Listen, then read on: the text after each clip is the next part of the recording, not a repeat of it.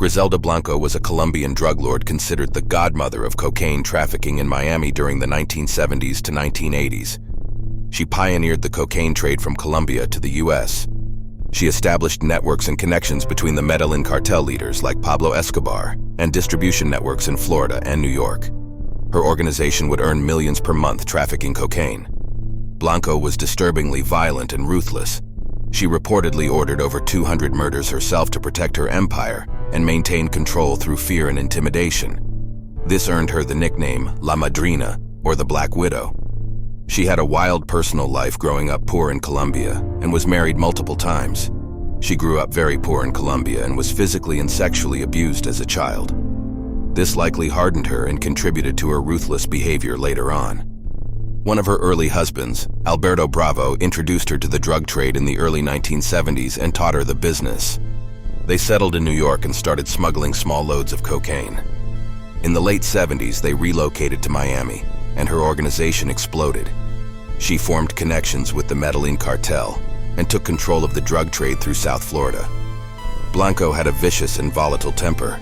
She would order killings over perceived insults or threats to her empire. One fateful night in 1975, Blanco shot and killed Bravo over a business argument.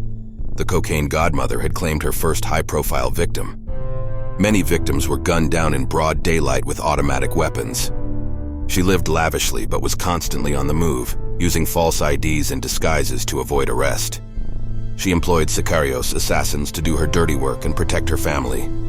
The DEA considered her public enemy #1, but she eluded capture for years through bribes, payoffs, and maintaining front businesses as cover.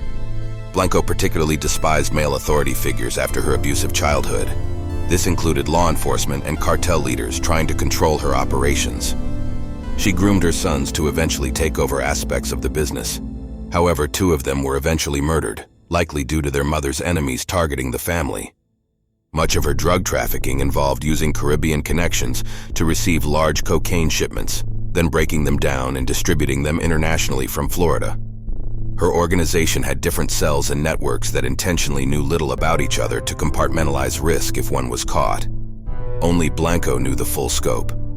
After prison, she returned to Medellin hoping to retire from the trade peacefully. However, past enemies from her violent rise had long memories. She was gunned down outside a butcher shop in Medellin in 2012 at age 69 in a professional hit.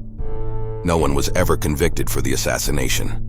Blanco left a legacy as one of the pioneers who helped turn cocaine smuggling into the multi-billion-dollar industry it became in the 1980s.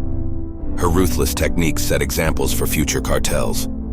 To this day, aspects of her organization and smuggling techniques are still used by some drug networks because of their proven effectiveness over decades.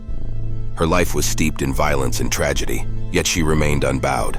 Blanco was a paradox, a villain and a survivor. Griselda Blanco, the rise and fall of the cocaine godmother, ends here. A woman who ruled with an iron fist, a symbol of the merciless world she inhabited.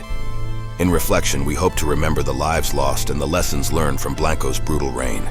May their memories guide us towards a more compassionate world,